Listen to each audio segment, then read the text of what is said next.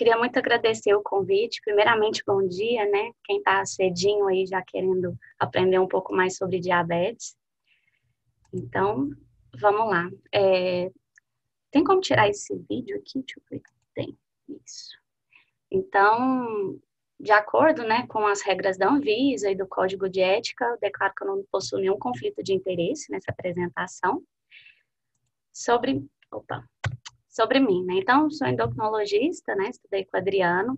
Há 2 biênios faço parte da diretoria da ESBEM da regional aqui de Goiás. Também faço perícia, sou perita da Junta Médica Oficial do Tribunal de Justiça. E ano passado eu fiz uma especialização em sexualidade pela USP. E estou atendendo, fazendo muitos tratamentos hormonais em pacientes trans. Então, uma grande área de atuação, assim, muitas áreas de atuação. Vamos lá. A bibliografia que eu me inspirei para essa aula, ela é bem fresquinha. Então, eu peguei a última diretriz da Sociedade Brasileira de Diabetes, sobre diagnóstico, tratamento e acompanhamento de diabetes. Semana passada, teve o Congresso Europeu de Diabetes, então, eu trouxe as principais novidades. E ontem, fui surpreendida com a publicação desse posicionamento, né, da American Heart Association, falando das novas drogas antidiabéticas orais e a proteção cardiorrenal que essas drogas trazem. Então, esse artigo bem fresquinho de ontem, espero que vocês aproveitem muito essas novidades. Então, de agenda, nós vamos falar primeiro do diagnóstico do diabetes, depois a gente vai falar um pouquinho sobre as metas terapêuticas, vou trazer para vocês os novos sensores de glicose, que a gente tem usado bastante, por aí, ou o que já tem de novo, que ainda não chegou no Brasil. Então, essa é uma projeção, são dados do IDF, né? Que em 2017 o Brasil é o 4º país, né, com maior número absoluto de pacientes com diabetes, 12,5 milhões. E com os hábitos de vida da população, as taxas de obesidade crescendo, a projeção para 2045 é que esse número quase dobre, tá vendo? Que em 2045 tenhamos em torno de 20 milhões de pacientes diabéticos, isso se as políticas públicas, né, de atenção à obesidade, sedentarismo, combate ao sedentarismo, não mudarem até lá. Então, o diabetes, ele é muito frequente nos pacientes que são internados, seja com problemas cardíacos, como angina, insuficiência cardíaca, né, até 20% dos pacientes internados com infarto têm diabetes. Então, ele é uma comorbidade importante, também bem frequente nos pacientes com insuficiência renal, AVC. E já se sabe que se você reduzir 1% só da hemoglobina glicada, você vai reduzir muito o risco de complicações micro e macrovasculares. Então, apenas 1% de redução da glicada, isso vai levar a uma redução de 21% de morte relacionada ao diabetes tipo 2. Você diminui as complicações microvasculares renais em até 37%, o infarto agudo do miocárdio em 14%, 12% AVC e 43% as doenças vasculares periféricas. Então, quais são os critérios laboratoriais para diagnóstico de diabetes pela Sociedade Brasileira? Então, o normal seria uma glicemia de jejum menor do que 100, né? Se essa glicemia de jejum acima de 126, com uma segunda dosagem, com o reteste, já confirma o diagnóstico de diabetes. Os casos de pré-diabetes é quando essa glicemia de jejum fica entre 100 e 126. Ou se no teste de sobrecarga com 75 gramas fica entre 140 e 200. E cada vez mais a gente está utilizando a hemoglobina glicada como critério diagnóstico. Então, aqueles pacientes que já chegam no consultório com a glicada acima de 6,5, ele já tem um diagnóstico estabelecido de diabetes. O teste de tolerância oral é o teste que se altera primeiro. Então, seria assim, o mais sensível é esse teste de tolerância, tanto que é ele que é feito em grávida. Mas, no geral, nos pacientes com diabetes tipo 2, a gente tem usado muito a glicada, porque se vem uma glicada acima de 6,5, por que você vai submeter o paciente a um teste, né? Que é desconfortável, vai ingerir açúcar, com certeza vai aumentar muito essa glicose. Então, quais são as metas terapêuticas? Variam de acordo com a sociedade. A ADA, que é a American Diabetes Association, põe uma glicada menor que 7. e é mais ou menos o que segue a Sociedade Brasileira de Diabetes. Então, uma glicemia pré-prandial, o objetivo, né, de meta de controle é ficar menor do que 100, após as refeições pode ir até 160 e manter uma glicada menor do que 7. Lembrando que essa glicada menor do que 7 ela significa que o paciente vai apresentar uma glicemia média de 154.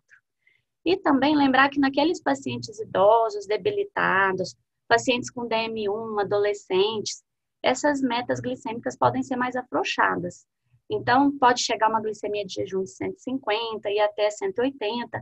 E nos pacientes idosos, isso vai depender do grau de autonomia, né, da expectativa de sobrevida desse paciente. A gente tolera numa boa glicadas de até 8%. Então, hoje em dia tem se falado muito em não só utilizar a hemoglobina glicada como parâmetro de controle do diabetes. Há alguns anos, vocês já devem ter visto isso em aula, se falava muito em variabilidade glicêmica. Então, tentar reduzir ao máximo a variabilidade glicêmica. E agora, um termo que tem sido muito utilizado é o tempo no alvo. Então, com sensores contínuos de glicose, a gente consegue fazer esses gráficos e estabelecer, você primeiro determina, né, uma faixa de normalidade para esse paciente, e você vai determinar, então, qual que é a faixa, qual que é o tempo no alvo, qual a porcentagem de tempo que ele ficou dentro dessas metas. Então, a gente vê 2 pacientes com a mesma hemoglobina glicada, sendo que esse ficou muito mais tempo no alvo do que esse outro aqui, que variou bastante. O mesmo caso, 2 pacientes aqui de baixo, né? Esse de 7,6 ficou muito mais tempo no alvo do que esse outro que manteve glicemias mais elevadas. Então, o que é considerado ok para o paciente? Qual que é a nossa meta? Que esse paciente fique pelo menos 70% do tempo, que 70% das medidas, seja por ponta de dedo, seja pelo sensor contínuo de glicose, né, esteja dentro da meta. 70% das medidas estejam dentro da meta. Isso vai corresponder a uma glicada de 6,7, né, ou seja, que está dentro daquela meta que eu falei da SBD. Então, eu vou falar sobre os novos sensores de glicose, eu vou falar primeiro sobre o Freestyle Libre, que é o único que está à venda no Brasil. No final da aula eu vou falar o que pode chegar aí nos próximos anos. Então, o Freestyle, ele tem esse sensorzinho muito pequeno. Se colocar a roupa por cima até 4 milímetros, dá para escanear. E ele dá para fazer até 80 medidas ao longo do dia. Então, o Libre, ele vai medir a glicose no líquido intersticial. Esse sensor, ele é trocado a cada 15 dias. E o bacana do Libre é que ele, além de fazer uma leitura atual da glicose, ele põe uma seta de tendência. Então, isso é muito importante. Um defeito ainda do Libre é que ele não avisa o paciente pelo celular se essa glicemia está caindo. Tem um dispositivo que não é da Abbott, que chama Miau Miau, que um pai de um paciente diabético desenvolveu esse dispositivo, que ele conversa com o Libre e quando essa seta de tendência começa a apontar para hipoglicemia ou para uma hiperglicemia importante, ele avisa o celular. Só que como não foi esse dispositivo não foi desenvolvido pela Abbott, a Abbott não reconhece. Mas os próximos sensores de glicose virão com esse alarme. E mostra o histórico de até 8 horas de leitura e o paciente consegue imprimir os gráficos e a gente vê direitinho essa questão de tempo no alvo, né? Esse paciente aqui não está bem controlado, está tendo muita hiperglicemia, né? Eu falei que 70% é um tempo razoável, que vai significar uma hemoglobina glicada em torno de 6,7.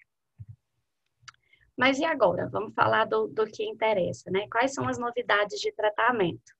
Então, tá aqui os endocrinologistas em cima desse elefante branco aí de tratamento, preocupado com a glicada, preocupado com a pressão, preocupado com o peso. Os cardiologistas estão mais preocupados se o paciente tem insuficiência cardíaca, se essa fração de ejeção é reduzida ou não, né? Os nefrologistas, se esse paciente vai desenvolver por uma insuficiência renal, e o clínico, coitado, que não se atualiza, a cada semestre tem 2, 3 drogas novas, ele fica mais perdido, o mais perdido de todos. Então, hoje em dia se fala muito no tratamento baseado em fisiopatologia, né? Lembrando daquele octeto de Defronzo, todas as alterações em vários órgãos, né? Levando à hiperglicemia. E são o foco, né? Onde atuam as medicações. Então, o diabetes, mesmo tipo 2, tem uma secreção diminuída de insulina, então é foco de ação das sulfonilureias, da pioglitazona, dos agonistas de GLP-1, dos inibidores de DPP-4, em relação às incretinas, né? Os análogos de GLP-1 e DPP-4. Uma lipólise, né, aumentada, são onde agem as tiazolidinedionas, que é a pioglitazona e a metformina. O grande alvo, né, as drogas de interesse do cardiologista, que são os inibidores da SGLT1, diminuindo a reabsorção renal de glicose, o aumento, né, da demanda da captura de glicose pelo músculo, ou seja, a melhora da resistência à insulina, principalmente as tiazolidinedionas, a pioglitazona e a metformina. Então, aqueles pacientes que têm lipodistrofia, né, que tem pouco tecido subcutâneo, as principais drogas indicadas são mesmo a pioglitazona e a metformina. E por último, agora os análogos de GLP-1. Há também essa questão cerebral, né? Falou-se muito no passado sobre o diabetes tipo 3, que seria aquele diabetes que estaria levando a uma demência, e tem muitos estudos com inibidores de DPP-4, principalmente a sitagliptina.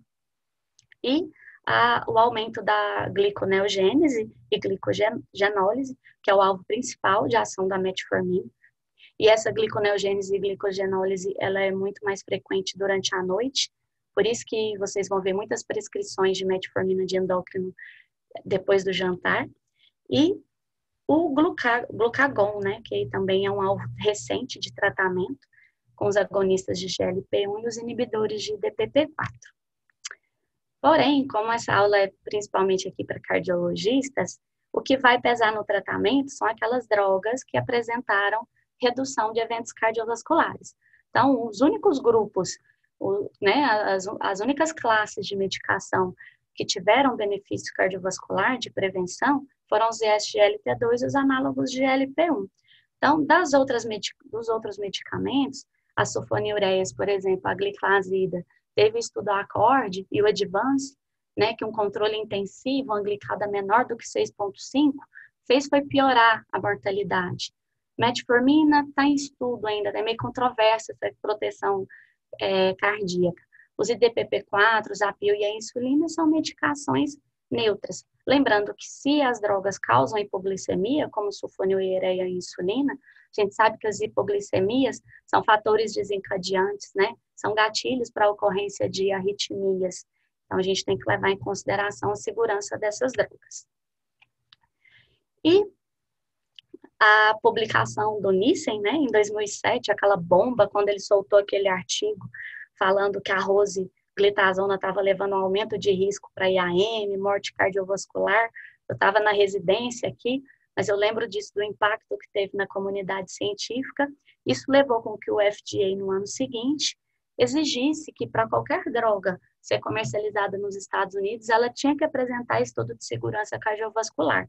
E lá na Europa, eles seguiram também essa mesma linha de raciocínio. Em 2012, eles colocaram isso de que as medicações, para serem comercializadas, né, para passarem de fase 3 e irem para a população, deveria ter um estudo ou de benefício cardiovascular ou pelo menos de neutralidade. E aqui, os estudos desde 2005 que abordaram, né?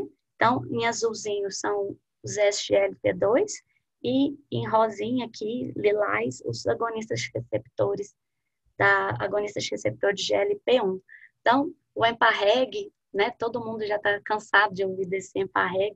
Fez 5 anos, teve um evento, se não me engano, esse final de semana, comemorando os 5 anos do EMPA-REG. E, desde então, quantos estudos, né, já foram publicados sobre os efeitos benéficos dessa droga em proteção cardiorrenal? Aí a gente vai falar um pouquinho sobre cada um. Então, vamos falar primeiro sobre o SGLT2, que são as grandes drogas aí de interesse dos cardiologistas. Todo mundo sabe, né, que eles levam à diminuição da reabsorção renal de sódio e de glicose. Então, esse é o mecanismo anti-hiperglicemiante. Como eu falei, o Emparreg foi a grande estrela há 5 anos, a empaglifosina, foi a única droga que mostrou uma redução de 38% de morte cardiovascular, né? E também outros benefícios, como morte por todas as causas, diminuição dos três principais meios, hospitalização por IC e morte cardiovascular. Então, quando a gente comparou o Canvas com a canaglifosina e o Declare com a DAPA, o Emparreg saiu sim um pouco na frente, principalmente por conta desse dado aqui muito interessante, né, que foi também um burburinho aí na comunidade científica, fez disparar as prescrições de empaglifosina por aí. Então, vários estudos, o EMPA, o Canvas, o Declare, todos mostraram, seja pacientes já com uma doença aterosclerótica estabelecida ou com múltiplos fatores de risco, né? A gente vai olhar aqui, a maioria dos endpoints foram favoráveis ao tratamento em relação ao placebo, né, com o uso dos ISGLT2. No WESC, né, em agosto do ano passado, que é o Congresso Europeu de Cardiologia, foi apresentado, logo depois saiu em novembro no New England esse estudo da DAPA nos pacientes com insuficiência renal. Então, nesse estudo tinha pacientes, com insuficiência renal não, com insuficiência cardíaca. Então, nesses estudos tinham pacientes diabéticos e pacientes também não diabéticos. Então, o endpoint principal foi ver redução de hospitalização por insuficiência cardíaca. Então, esse estudo da DAPA na insuficiência cardíaca, mais de 4.000 pacientes, o estudo da DAPA-HF, no Brasil foram 520. Então, um dos critérios de inclusão teria que ter insuficiência cardíaca com a fração de ejeção menor do que 40%, a fração de ejeção reduzida, classe funcional de 2 a 4. Mas a maioria dos pacientes eram classe funcional 2 e 3, 2 principalmente. Então, eles eram randomizados para utilizar a DAPA 10 miligramas ou placebo, e como eu falei, a maioria dos pacientes não tinham diabetes, né? 55% dos pacientes não tinham diabetes. Então, eram principalmente pacientes com insuficiência cardíaca com fração de ejeção reduzida, já em tratamento padrão para insuficiência cardíaca. Foram randomizados 1 a 1, o braço recebeu placebo, o outro DAPA, mantendo-se o tratamento padrão, as outras drogas que estavam sendo utilizadas. Como endpoint primário, observou-se redução, então, de morte cardiovascular ou hospitalização por insuficiência cardíaca, bem como visitas de urgência por descompensação pressórica, né, descompensação da insuficiência cardíaca. Então, houve uma diminuição de 26%, né, na incidência desses endpoints primários. Então, resultados bem animadores da DAPA, né, considerando a insuficiência cardíaca. Outros componentes de desfecho primário, agravamento da insuficiência cardíaca. A DAPA também mostrou uma redução de 30%, morte cardiovascular, uma redução de 18%. Então, dados bem animadores aí. E acho que a grande novidade dessa aula, essa semana, e no Congresso Europeu, foi apresentado o estudo, né, da DAPA nos pacientes com doença renal crônica. E a gente sabe que tem uma correlação importante entre os pacientes que têm insuficiência renal, doença renal crônica, é fator de risco para desenvolver insuficiência cardíaca e vice-versa. Então, como eu estava falando, a incidência de insuficiência cardíaca aumenta nos pacientes que têm doença renal crônica e o inverso também é verdadeiro. A insuficiência cardíaca está associada com maior risco de doença renal crônica e também de mortalidade. A gente vê aqui essa incidência, o tanto que é maior, correlacionando, então, essas duas doenças, por isso que são os principais endpoints desse estudo tão recente. O DAPA-CKD foi um estudo feito em 21 países, né, com mais de 4.000 participantes. Então, Brasil participou com 300 pacientes. E o principal outcome primário, né, o principal desfecho, seria evitar, né, o desfecho seria uma piora da fração da excreção, né, da taxa de filtração glomerular, evolução para doença renal em estágio terminal ou morte cardiovascular. E os outcomes secundários seriam Também essa perda sustentada de mais de 50% da taxa de filtração glomerular. A mesma coisa, né, em cima, morte por doença renal ou falência renal, evolução do paciente para uma doença renal dialítica, morte cardiovascular, hospitalização por insuficiência cardíaca e mortalidade por todas as causas. Esses são os endpoints secundários. Então, os critérios de inclusão acima de 18 anos, pacientes com uma doença renal com a excreção, taxa de filtração glomerular reduzida, de 25 a 75, então não entraram pacientes com doença renal estágio terminal, que tinham, né, uma macroalbuminúria e que já estavam em doses máximas dos inibidores da ECA. Foram excluídos pacientes com diabetes tipo 1, doença renal policística, que a gente sabe que evolui mais para insuficiência renal crônica, lúpus, vasculites, né, autoimunes, ou pacientes que estavam usando terapia imunossupressora nos 6 meses anteriores à alocação, ao início do estudo. Então, foram randomizados 1 para 1, um braço recebeu DAPA, o outro braço recebeu placebo. Então, quais foram os resultados finais? A gente vê aqui que todos os endpoints primários favoreceram a dapaglifosina. Então, uma redução de diminuição de 47% de redução de progressão de doença renal nesses pacientes, com a piora da taxa de filtração glomerular. Diálise foi uma redução de 34%.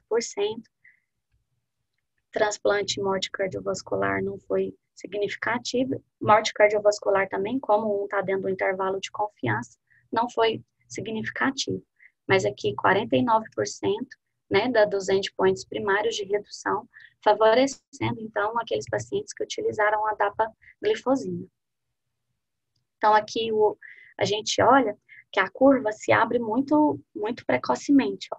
Então, com 4 meses do estudo, já se abriu essa curva, favorecendo o grupo que utilizou a dapaglifosina, como eu falei, 49% de redução nesses endpoints primários. E o que interessa também mais para vocês, né, que é morte cardiovascular e hospitalização por insuficiência cardíaca, também corroborando os dados do DAPA-HF, que foi apresentado no ESC em agosto, uma redução importante de 29%, né, nesses endpoints secundários, favorecendo a DAPA. Vocês veem, então, que essa curva se abre muito mais precocemente, né, do que os desfechos renais. Esse benefício da DAPA na redução de hospitalização por insuficiência cardíaca se abre muito antes, tanto que com a publicação do DAPA-HF, houve até uma mudança de bula, né, de indicação da dapaglifosina para pacientes com insuficiência cardíaca sem diabetes. Isso foi uma novidade aí. E de redução de mortalidade por todas as causas, 31% de redução, lógico, essa curva se abrindo mais posteriormente no acompanhamento desses pacientes. E ontem foi publicado, né, da American Heart Association, esse posicionamento, esse guideline, sobre a proteção cardiorrenal desses novos antidiabéticos orais. Então, aqui fala, né, do baseline, das características dos indivíduos que participaram dos estudos. Aí ele compara, né, a EMPA com a EMPA-REG, utilizando a EMPA, o Canvas e o Credense com a canaglifosina, o DECLARE-TIME com a DAPA e o DAPA-HF também. E esse vértice que foi apresentado no Congresso Europeu semana passada com a ertoglifosina, que não teve resultados assim tão bons como as outras drogas. Aí, como essa tabelinha tem muita informação, eu fiz um xizinho naquilo que não era estatisticamente significativo. Então, o EMPA, como eu falei, mortalidade cardiovascular, uma redução de 38%, um resultado fantástico, que a gente viu que não se repetiu nos outros estudos, né? Mas o Canvas, os principais MACEs, tanto o EMPA quanto a Canva, o Credense também mostrou redução, mortalidade cardiovascular, só o DECLARE e o Canvas que não teve, E quando a gente vai ver a insuficiência cardíaca, né, hospitalização por insuficiência cardíaca, todas essas drogas foram benéficas, né, em redução de hospitalização. E quando a gente olha combinado a mortalidade cardiovascular e hospitalização também, todas essas drogas foram benéficas. Redução de mortalidade por todas as causas, apenas a EMPA e esse último estudo do ano passado, que é o DAPA-HF. Aqui mostrando, então, de uma forma mais didática, a mortalidade cardiovascular importante aqui no EMPA-REG e na DAPA, mortalidade cardiovascular e hospitalização por insuficiência cardíaca. Aqui a gente vê uma incidência maior, tanto na DAPA quanto no placebo, porque eram pacientes mais graves que foram alocados para esse estudo, mas uma redução muito importante da DAPA em relação ao placebo. Todos mostraram redução de hospitalização por insuficiência cardíaca. Como era um estudo, a DAPA foi desenhada justamente para ver isso. A gente vê, então, uma incidência maior, como eu falei, pela gravidade desses pacientes já como critério de inclusão no estudo. E desfechos renais, todos menos a DAPA, que não foi clinicamente significativo. Vamos falar um pouquinho agora dos análogos de GLP-1. Sabe-se que os análogos de GLP-1 também têm uma ação renal que não é muito bem esclarecida e não é como os inibidores da SGLT1, é uma coisa ainda em estudo, o que essas drogas, quais os efeitos benéficos dessas drogas no rim. Primeiro análogo de GLP-1 lançado foi o Bieta, quando eu era residente lá no HGG, aluna lá do Dr. Nelson Hassi, tinha um centro de pesquisa, e eu participava desse centro de pesquisa, e eu lembro que eu era responsável pelo pré-screening, do screening dos pacientes que iam entrar. Então, eu lembro a reunião que eu tive, isso por volta de 2007, 2008, com os pacientes para tentar convencê-los a entrar num estudo e utilizar um medicamento injetável que não era insulina. Então, os pacientes não entendiam, todo mundo achava que estava entrando num estudo que ia usar insulina. Então, foi muito difícil convencer os pacientes que o Bieta, que essa medicação injetável que eles iam receber, não eram insulina, não causavam hipoglicemia, mas o Bieta-Exenatide, utilizava 2 vezes por dia, logo saiu de linha depois do lançamento do Victoza, que é a liraglutida, teve o estudo líder, né, que mostrou proteção cardíaca, e o Victoza, muito utilizado também para perda de peso, então o Bieta ficou para trás. Logo depois do Victoza, a Sanofi lançou o Lixumia, que é o Lixezenatide, e que também com a promessa de melhora de alvo, de redução principalmente da glicemia pós-prandial. Então, enquanto o Victoza, a Lira da Novo Nordisk, focava mais a redução da glicemia de jejum, o Lixumia veio com essa promessa de redução de glicemia pós-prandial, mas não se mostrou também uma droga muito efetiva, e logo ela saiu de linha. O Trulicity, né, que é a dulaglutida da AstraZeneca, veio com a grande novidade da aplicação semanal. Então, apesar de ter 2 apresentações, na prática a gente utiliza só essa de 1,5, uma aplicação semanal, e nos estudos de eficiência, de redução da hemoglobina glicada, o Trulicity nessa dose de 1,5 seria comparável à liraglutida, ao Victoza na dose de 1,8, a dose máxima do Victoza. E mais recente, foi lançada a semaglutida injetável, tem já fora a semaglutida oral e a semaglutida 1 vez por semana. Mas o que a gente tem aqui no Brasil, por enquanto, semaglutida 1 vez por semana já é o Ozempic, subcutâneo, né? O que tem fora é a semaglutida oral. Então, o Ozempic, a sema, tem 3 dosagens. A gente inicia o paciente com 0,25, 1 vez por semana. Depois de 4 semanas, a gente passa para 0,5. Então, tem 2 canetas do Ozempic. Tem uma de 0,25 e 0,5 e uma outra caneta de 1 miligrama. Então, para controle do diabetes, se com 0,5 o paciente atinge as metas, ele para por aí. Se não, a gente pode utilizar a caneta de 1 miligrama. Saiu, acho que há uns 15 dias, um resultado utilizando doses maiores da sema para obesidade. Então, houve uma perda de peso, parece que, se não me engano, de 20% do excesso de peso. A droga que mais reduziu, que mais fez com que os pacientes perdessem peso. Mas, por enquanto, ainda são estudos fase 3, mas no futuro, com certeza, o Ozempic vai ser também utilizado para perda de peso, assim como o Victoza deu origem ao Saxenda, né? Que é uma das medicações mais prescritas para obesidade no mundo todo. E os análogos do GLP-1 são as medicações com maior potência para reduzir a glicada. Então, são medicamentos muito potentes. O único inconveniente deles, não, dois, né, na verdade. Um seria a aplicação, tem pacientes que têm horror à injeção, só que a gente utiliza hoje aquelas agulhas de 4 milímetros, então eu sempre tenho essa agulha no consultório, eu mostro para o paciente que a aplicação ela é indolor.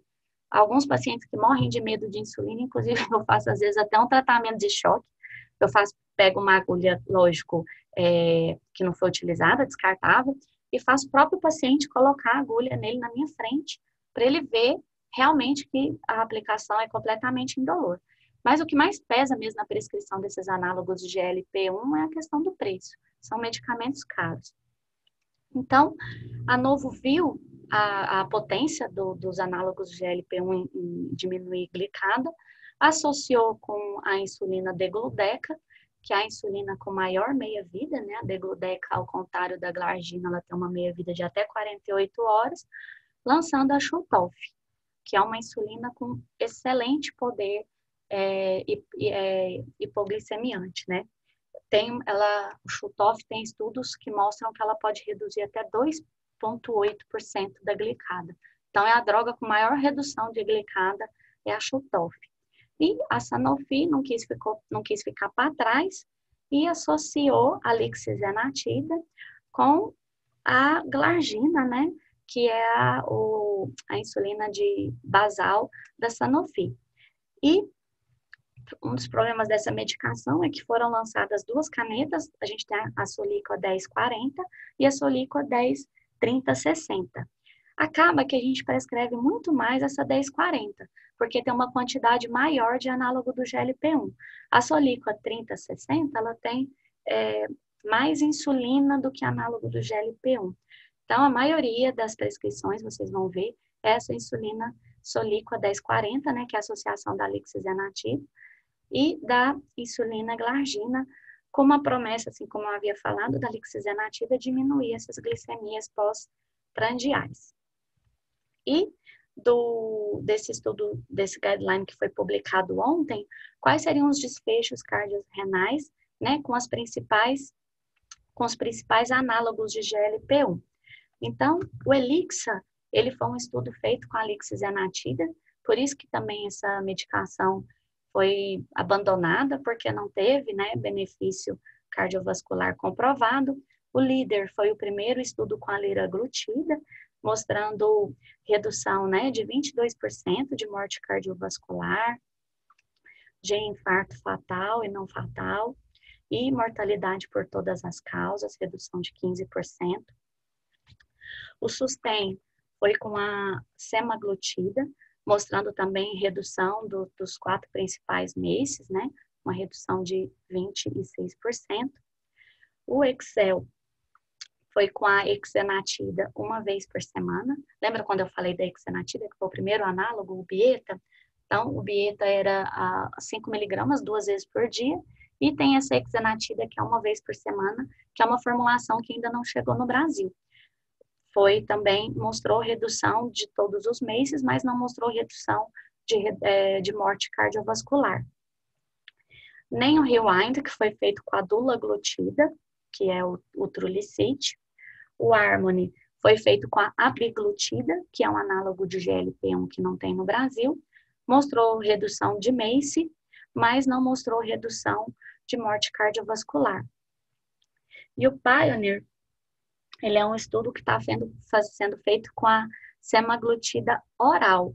E olha aqui que bacana a redução de mortalidade de morte cardiovascular, 51%. Então, a semaglutida oral e uma morte também, redução importante de mortalidade por todas as causas. Então, é uma medicação promissora.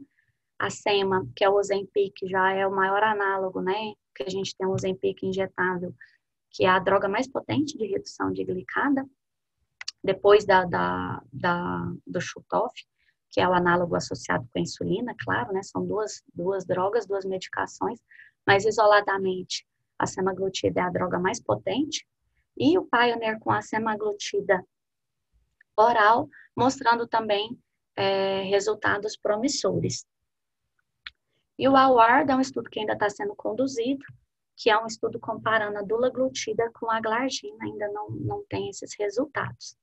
Então, depois de todos esses estudos, mostrando que os análogos de GLP-1, os inibidores da SGLT2, levam à redução de hospitalização por insuficiência cardíaca, de morte cardiovascular, de redução de progressão para doença renal terminal, mudaram, né, os guidelines. Então, todos os guidelines das diversas sociedades, seja a ACE, que é dos endocrinologistas clínicos, né, as sociedades europeias, sempre como primeira opção era a metformina.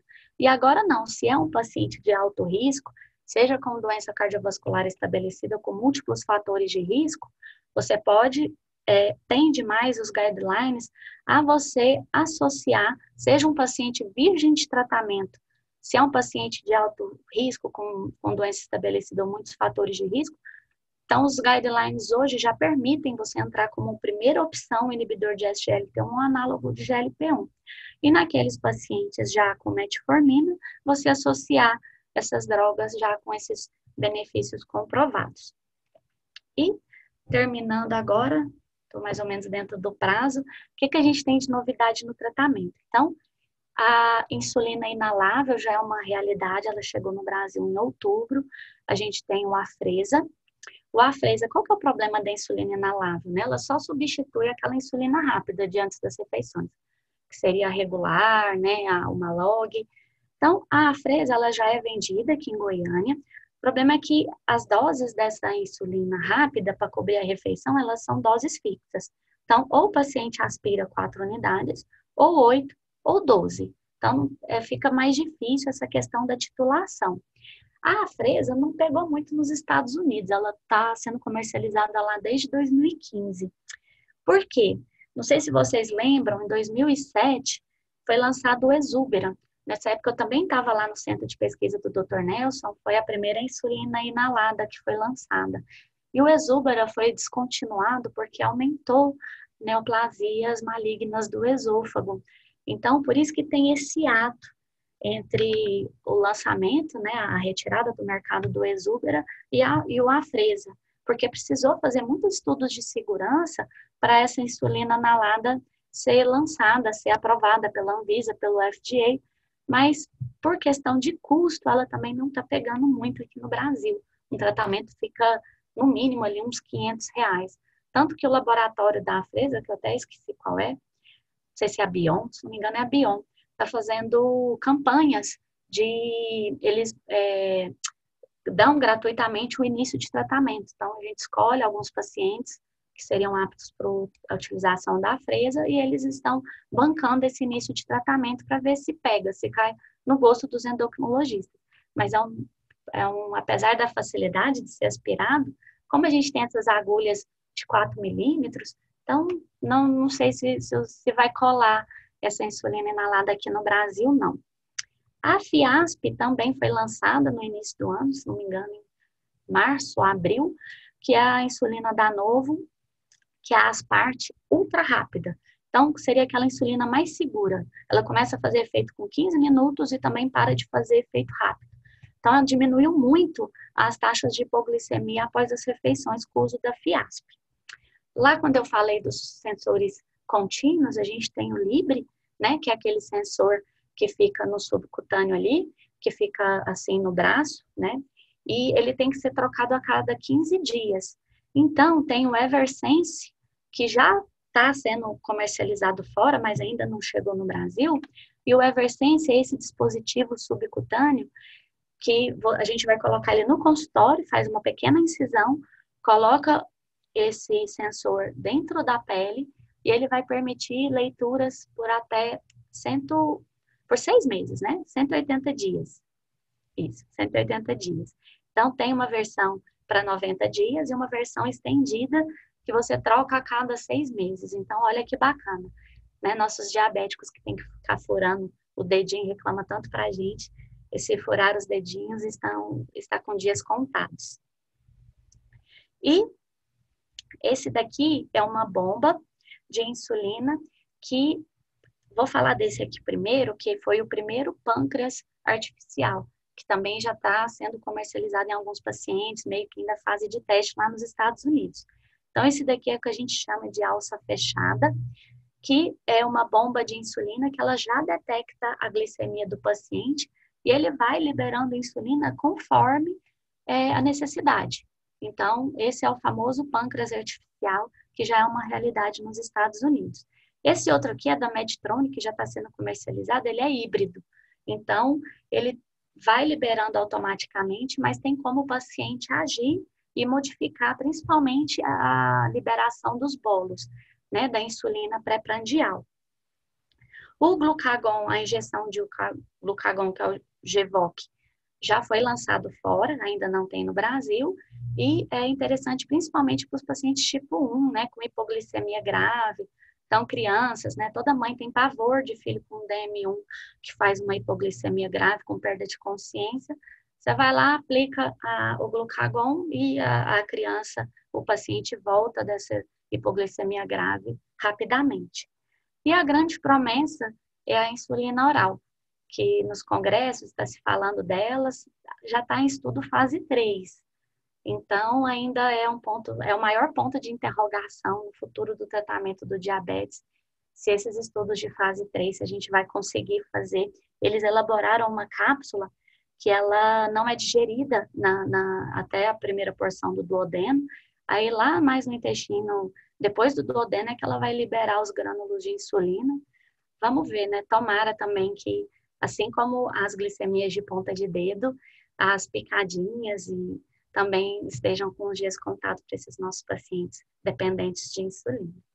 Então, gente, era isso. Queria muito agradecer a participação de vocês. Esse é um slide lá de semana passada do EAGE, né? Que em 2016, os endocrinologistas todos empolgados com inibidores de SGLT2 para diminuir a glicose. Em 2018, os cardiologistas, nossa, drogas promissoras, né? Para proteção cardíaca. Em 2019, os cardiologistas começaram a prescrever tanto, né? Vocês invadiram nossos eventos de inibidores de SGLT2, então isso aí, os endócrinos falaram, nossa, nós estamos perdendo essas drogas para o cardio. Os cardiologistas em 2020, não, a SGLT2 é muito mais uma droga do cardio que tem como efeito colateral reduzir glicose, mas aqui é importante porque diminui a insuficiência cardíaca. E depois da apresentação da APA-CKD lá no Congresso Europeu semana passada, agora é a vez dos nefrologistas roubarem, pegarem o protagonismo na prescrição dessas medicações. Era isso, tem meu e-mail aqui, qualquer dúvida, estou no grupo de vocês, agradeço muito ao Adriano novamente, tanto pela minha inclusão no grupo, quanto pela oportunidade de fazer essa atualização com vocês, gente. Muito obrigada. Excelente, Ju, muito bom. Muito legal ver o avanço que teve realmente no diabetes da época que a gente começou a tratar lá alguns anos atrás para hoje. E tem visto que realmente é muito promissor, cada dia aparece uma novidade, né? E realmente as drogas aí, essas mais recentes, têm mostrado um grande benefício cardíaco e elas por acaso também ajudam na glicose. Alguém tem alguma pergunta, quer tirar alguma dúvida, discutir alguma coisa aí com a doutora Juliana? Bom, Júlia, só um comentário aqui. Realmente, o grande problema que eu vejo para o uso dessas medicações é a questão do preço, né? É completamente inacessível para o paciente de baixa renda, é impossível, é mais do que um salário mínimo, muitas vezes, o custo mensal dessas medicações. A gente sabe que o que é bom custa caro, mas é realmente absurdamente caro, né? E eu acho que é uma grande limitação para a gente conseguir tratar esses pacientes e talvez até desenvolvimento, detectar efeitos colaterais ou outras coisas promissoras, porque o uso acaba se tornando mais restrito, infelizmente, né? Uma questão, você falou lá atrás também sobre a obesidade, né? Principalmente com a Victoza, essas medicações. Como é que é o mecanismo que ele atua na obesidade? Como que ele tira o apetite? Como é que é o efeito que vai levar à diminuição dessa obesidade? Então, tem estudos com a liraglutida de ação hipotalâmica, então ela age tanto em nível central, no hipotálamo, e daí tem estudos que essas medicações diminuem a vontade de comidas mais palatáveis, né, doces e gorduras, e o mecanismo principal, que é uma ação gastrointestinal nesses hormônios do apetite, que é o GLP-1 e o GIP. Então, causa uma redução, uma lentificação da digestão. Ele diminui o esvaziamento gástrico, então o paciente fica sempre com aquela sensação de plenitude. Então, é por isso que e ela é muito prescrita, principalmente pela segurança, né? Então, é uma medicação que interfere com bebida alcoólica, que principalmente não afeta o psicológico e o sono dos pacientes. Por isso que está sendo prescrito, e de novidade eu não falei porque o foco era diabetes, as medicações que mais perdem peso e que estão já em estudo fase 2 e 3 são os triagonistas, que são agonistas do glucagon, do GIP e do GLP-1. Então, a Lilly é a empresa que saiu na frente e, assim, os resultados são espetaculares, assim.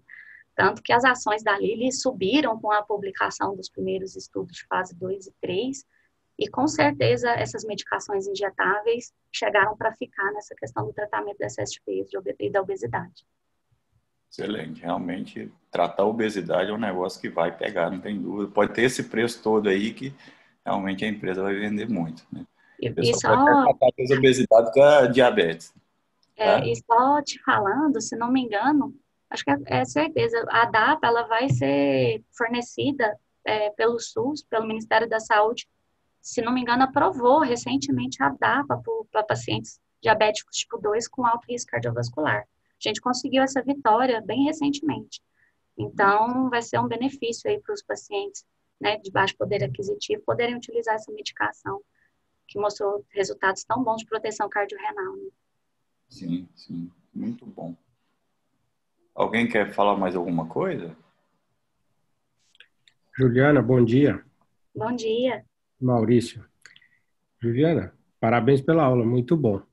Que bom.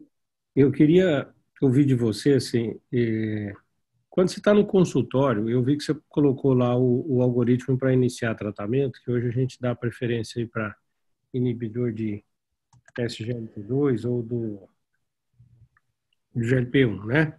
Uhum. Ou sem metformina, não é isso? Se eu Sim. entendi bem. Na prática, como que você começa, uma vez feito o diagnóstico, eu vejo, às vezes, no consultório, a gente pega o paciente que vem usando só a metformina ou já vem com a metformina mais muito comum aí, o Daunil, né, e a glicazida Uhum. também. Você suspende e troca para esse, ou isso assim, se o paciente é virgem, você já começa desse jeito e com qual dose? E isso bem na prática mesmo. E quando está tomando um outro hipoglicemiante, você suspende. E quando ele está com insulina, você entra também. Como que você... O Daunil, como mostrou piora de risco cardiovascular, a glibenclamida, eu só prescrevi na época da residência. Tem mais de, sei lá, tem uns 10, 15 anos que eu não prescrevo glibenclamida. O E Diamicron, ele tem estudo de neutralidade em relação à proteção cardiovascular. Só que eu só prescrevo Diamicron para aqueles pacientes que não podem utilizar essas drogas mais novas. E se um paciente chega no meu consultório e ele é de alto risco cardiovascular, eu dou preferência para ISGLT2, já entro mesmo antes da metformina, e isso é uma conduta que eu já faço há um ano ou dois. E quando esse paciente ele é obeso e pode comprar, eu prefiro o análogo de GLP-1. E se o paciente está muito descompensado, você associar análogo de GLP-1 com ISGLT2 é uma maravilha, o resultado é muito bom. Mas como o Adriano falou, muitas vezes é inviável pela questão do custo. E qual que você começa? É a DAPA ou a EMPA? Você tem preferência? Depende, às vezes eu entro como a DAPA tem associação com a metformina, às vezes eu entro e tem um custo menor, né? A DAPA tem um custo menor do que a EMPA. Então, se eu quero associar a metformina, se eu vejo que tem uma resistência insulínica, o paciente é mais obeso, tem resistência insulínica, mas não tem dinheiro para análise de GLP-1. Aí eu prescrevo a DAPA associada com a metformina. Agora, foi lançado também a associação da empaglifosina, que é o Glixambi, é a empaglifosina. É um medicamento também com poder hipoglicemiante bem bom, só que é um medicamento mais caro, já está na faixa de R$ 200. Então, eu converso muito com o paciente, assim, antigamente eu tinha uma ideia de, às vezes, não oferecer essas drogas, tentando adivinhar a questão econômica do paciente. Hoje em dia, eu acho que a nossa obrigação, assim, como especialista, é sempre oferecer. Então, qualquer paciente, seja plano, particular, qualquer nível socioeconômico, eu falo, vamos tratar seu diabetes. É um paciente, um homem de mais de 40, 50 anos que tem risco cardiovascular, eu nunca vou oferecer só uma metformina. Vou falar, olha, a metformina vai resolver a questão glicêmica. Provavelmente, se ele toma glicada aí até 7,5, claro que só a metformina vai resolver. Mas eu vou falar, olha, tem essa e essa medicação, com esse e esse custo. Essa previne isso, essa previne aquilo. Alguns pacientes entendem e preferem pagar mais caro e ter esses benefícios adicionais. Outros não. Falam, não, vou ficar com a metformina e tudo bem. Eu sempre converso com o paciente. Quando sai um Forxiga, um Xigdu aí, você tem ideia? Forxiga e Xigdu, eles estavam a 115 antes do aumento, parece que está a 130, 140 mais ou menos. É o mesmo preço. Excelente. E, às vezes, Adriano, como não é aula patrocinada de laboratório, é bem a gente falando de prática, eu vou ser sincera. Alguns pacientes, principalmente assim, mais idosos, às vezes eu utilizo o Xigdu 5/1000 uma vez ao dia. E eu consigo ter resultado. Então, tem estudo da DAPA com 5 miligramas tendo resultado. Lógico que todos esses estudos de desfecho cardiovascular, renal, foi com dose máxima. Então, eu não estou falando que eu estou prescrevendo 5 buscando redução de evento. Mas para controle glicêmico, paciente que não pode utilizar a dose máxima, eu utilizo com 5/1000 e consigo bons resultados no controle glicêmico. Muito bom. Juliana, mais 2 perguntinhas. É normal esses pacientes, eles estando bem compensados, apresentar ou continuar ter a glicosúria no EAS? É normal, é esperado. A gente perde esse parâmetro, né? Hã? Perde esse parâmetro como controle, né? Porque aí todo paciente usando SGLT2 vai ter glicosúria. Até uma forma da gente saber se ele está usando ou não. Mas o limiar para ter glicosúria é 180. Se ele vem com uma glicada menor do que 7, 7,5, você sabe que se a glicada é de 7, a média de glicose dele é 157. Então, ele não está fazendo glicosúria pelo diabetes compensado, ele está fazendo pela medicação. Entendi. E outra coisa, no paciente intolerante, você tem começado a metformina ou mais algum desses, se ele tiver risco cardiovascular, ou se já for um cardiopata, com insuficiência cardíaca, grau 1, 2 ou 3, mas ele é no máximo intolerante. Você começa esses SGLT1 e metformina? Metformina, não. Se eu já opto por um SGLT1 visando essa questão cardiovascular, como ele é muito potente, é um paciente com pré, ele já vai reduzir a glicemia.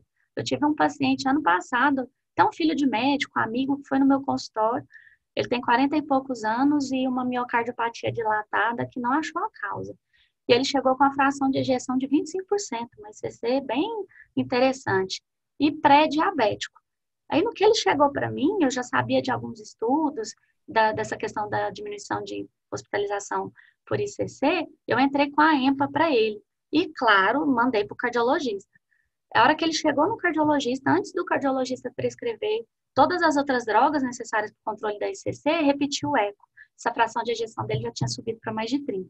E depois, com a otimização do tratamento, tem 35. A última vez que eu vi, não sei se estava 35 ou 38. Então, assim, um caso grave no paciente jovem, que eu pude ver, assim, o tanto que eu melhorei essa fração de ejeção só com o SGLT2. Só que, claro, assim, o tratamento da insuficiência cardíaca é de vocês, mas às vezes eu já iniciei e mando para o cardio, porque Endócrino não tem muita mão com diurético, não ia passar Lasix, essas coisas, sei lá, questão de potássio. Então, como a gente tem muita mão com ISGLT2, para esse paciente eu passei muito mais para ICC descompensada do que para glicemia. E se é um paciente motivado, depende muito da idade. Um paciente com pré-diabetes, você pode passar tanto susto nele que de repente o paciente começa a fazer exercício, faz dieta. Agora, se é aquele que fala que não vai fazer de jeito nenhum, eu já entro com metformina ou entro com outra droga se tiver risco, sim. Mas eu tento sempre, foco sempre em mudança de estilo de vida. Mas é aquela questão da inércia, 3 meses. Eu falo, olha, você tem 3 meses para mudar de vida. Se você voltar aqui que esse exame é ruim, a gente vai entrar no medicamento, eu ainda brinco, ainda vou passar um remédio caro para você. Aí já às vezes funciona. Entendido. Obrigado. Mais alguém quer fazer algum questionamento? Bom, Oi, Flávio. Aí, pode Alô. falar. Oi, Juliana. Parabéns bem? pelo tudo jóia, Flávio. Eu sou cardiologista intervencionista do grupo também. Parabéns pela excelente aula, abriu a cabeça. Muito legal esse arsenal que a gente tem hoje de drogas e também no controle, né? Essa questão de não picar o paciente mais para a gente ficar sabendo se o paciente está controlado é muito legal, né? A gente que trabalha lá na outra ponta, que cardiologista intervencionista está acostumado a ver essa doença microvascular cometendo a coronária, a gente, como a gente pega o paciente na outra ponta, a gente é muito cético com diabetes, né? É um filme de terror para nós, né? Mas é lógico que a outra ponta do iceberg mostra muita coisa que pode ser feita para esse paciente não chegar na linha do final, que é quando ele chega para nós, intervencionistas, né? Então, é muito legal aí. A gente vê tanta coisa boa aí no diabetes nos dias atuais, né? Então, é só esse comentário que eu tinha para fazer aí e te agradecer pela brilhante aula aí. Foi muito boa. Parabéns. Obrigada. Quem quiser os slides da aula, fala com o Adriano. Tem meu e-mail aí no final, é ju.jaime@uol. Eu passo a aula, passo todo o material que eu usei. Obrigadão. E a aula está gravada também, daqui a pouco eu vou passar o link, quem não conseguir pegar a aula inteira ou quiser revisar alguns pontos, vai conseguir fazer isso. Eu te mando o link também, tá, Ju? Ah, tá bom, obrigada. Então, são 8 horas. Muito obrigado, Ju. Foi realmente espetacular a sua apresentação. Como o Flávio e os demais disseram aí, abriu a cabeça. Acho que vai ajudar a gente cada vez mais pensar nessas drogas e sempre que possível entrar. Eu acho que a questão econômica, como a gente frisou aqui, acaba impactando muito. Como sempre, como você disse também, a mudança de estilo de vida é a primeira arma do tratamento e a mais barata, né? O Juliano estava postando algumas coisas aqui, por exemplo, a Fresa, que pode custar até 1.600, um tratamento aí com 90 cartuchos, né? R$ 1.600. Dá para pagar muitos meses de academia, com personal, com tudo. Enfim, dá para fazer muita atividade física e ajudar nesse controle, e é fundamental. Mas muito obrigado, então. Uma boa semana, uma ótima terça-feira aí. E daqui a pouco eu envio o link para todo mundo acessar essa aula. Tá joia? Obrigada. Tchau, tchau.